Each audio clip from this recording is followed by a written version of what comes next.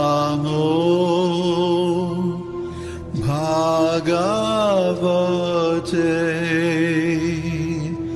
Vasudevaya.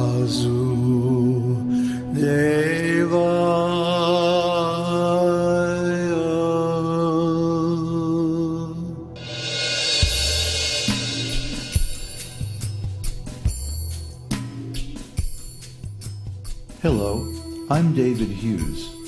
Welcome to Your Perfect Body, the podcast of the Esoteric Teaching Community. Today's selection is an essay entitled The Real Self, Part 2. We cannot know the truth of the soul, consciousness, and the spiritual world simply by materialistic empirical science or philosophical speculation. We have to receive the spiritual truth from one who already knows and has realized it, because spiritual truth is acintya, inconceivable, or beyond ordinary sense perception. So we should accept spiritual knowledge from bona fide authorities. Kṛṣṇa, or God, is the supreme authority, and he says, evaham jatu nasam, tvam neme janadipaha, chaiva na bhavishyama, sarve vayam ataparam. Never was there a time when I did not exist, nor you, nor all these kings, nor in the future shall any of us cease to be. Bhagavad-gītā 2:12. Kṛṣṇa says that all of us, you, me, and all the others who have come here to join this battle, there was never a time that we did not exist in the past. We always existed. We all existed in the past. We are existing now. And after so-called death, or after leaving this body, we shall always continue to exist. There is no birth or death for the soul. Now the question becomes, how shall I exist? As an American, as an Indian, as a man, as a woman, or something else? That is a very intelligent question. First of all, if we understand that I, you, and every one of us existed in the past, then how did I exist in the past? And how shall I exist in the future? So the past is past, and now I'm existing as a human being. But what about the future? It is my duty to inquire as to how I shall exist in the future. That's intelligence. Just like soon I'm going to Mexico. So every day I'm bothering poor Ulysses with so many emails. What about this? Or what about that? Making sure that everything will be properly arranged for my activities there. It is natural to be concerned about our future, about our quality of life in our future situation. So, what about our next life? How can we arrange for the best quality of existence in our next embodiment? If we do not prepare for the next life, then we're just like animals. In human society, there is education. The father gives education to the child because he is concerned about his future welfare. The cats and dogs do not have any education, nor do they even know the meaning of education. But that is the difference between the human being and the animal. The human being has intelligence to care about the future. What is going to happen? So if we are not educated in the matter of understanding our future spiritual existence, if we are not trained to arrange the best outcome for our future life, then we're no better than the animals. But we can have that spiritual education in this human form of life because it is given in the Bhagavad-gītā. Yanti deva vrata devan, pitrin yanti pitrivrataha, bhutani yanti bhuteja, yanti mam yajinopi mam. Those who worship the demigods will take birth among the demigods. Those who worship the ancestors go to the ancestors. Those who worship ghosts and spirits will take birth among such beings, and those who worship me will live with me. Bhagavad-gītā 9:25. The process for attaining the highest spiritual destination in the next life is given in the esoteric teaching. You prepare your next life in this life by your activities and your consciousness. To go to a particular planet, you must worship the proprietor, the deity of that planet. That is the Vedic or yogic system of interplanetary travel. So you prepare yourself for the next life by your spiritual worship activities in this life. The reason is that wherever you go, you must be fit for that place.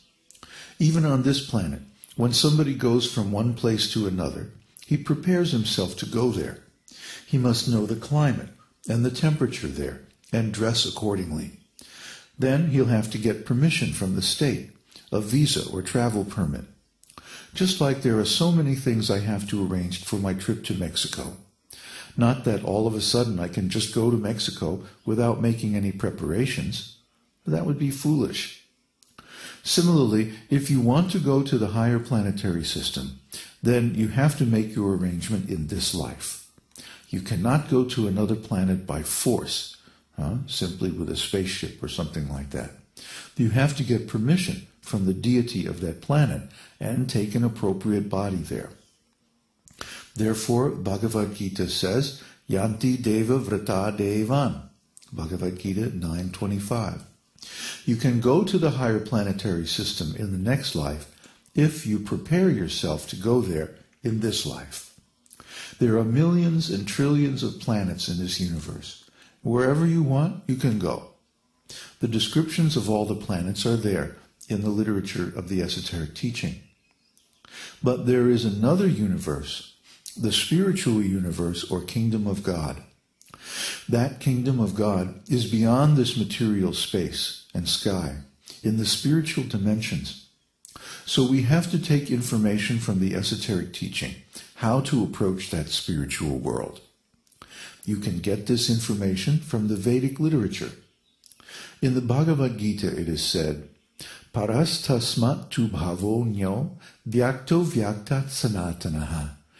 Ya sasarveshu bhuteshu nasyatsu na vinashyati.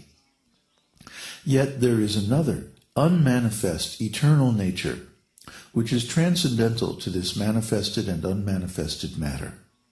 It is supreme and is never annihilated. When all in this world is annihilated, that part remains as it is. Bhagavad-gītā 8:20.